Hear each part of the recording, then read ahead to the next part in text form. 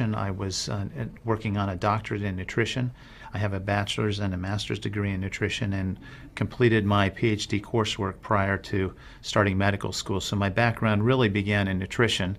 When I entered medical school, I was sort of trained like most allopathic physicians that our job is to diagnose disease and to treat it with medication and surgery when necessary.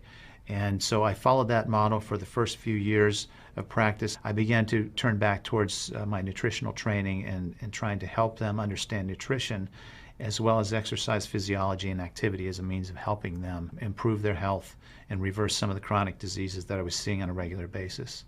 I tell my patients that we are one big biochemical reaction. Everything that's happening in our body is a biochemical reaction.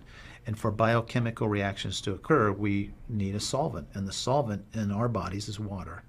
So there's no question that the most important thing that we can do is hydrate our bodies. We treat chronic disease with medication, and we don't really attack the root cause, which is oxidative stress, free radical damage.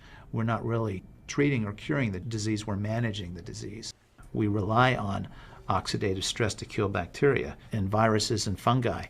But oxidative stress in excess, when we don't have the proper balance, when we have too much oxidation and not enough of its counterpart, which is reduction, then we get into this situation where we start to see degeneration occur in cells, in the tissues, and ultimately in the body. We get degeneration of the body, we get aging, and we get chronic disease.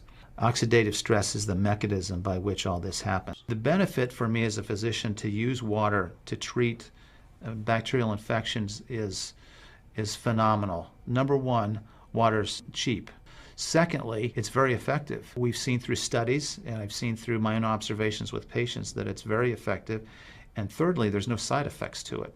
Anytime our body sees protein that it doesn't recognize, we have the susceptibility to cause an inflammatory reaction or an allergic reaction.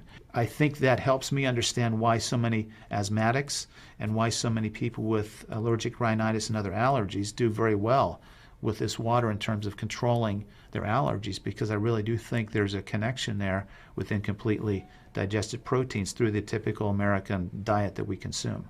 We need to respect the fact that we have all these built-in mechanisms to help us fight disease, to maintain our health. But we need to support ourselves in that healing process by eating natural foods, by drinking the right type of water, by managing stress, by getting plenty of exercise and plenty of oxygen to our lungs. For those of you who are trying to optimize your health and trying to do everything you can to have good health, to maintain your health, preserve your health, my plea is just try the water. There's nothing more simple, there's nothing more inexpensive, and there's nothing more powerful and effective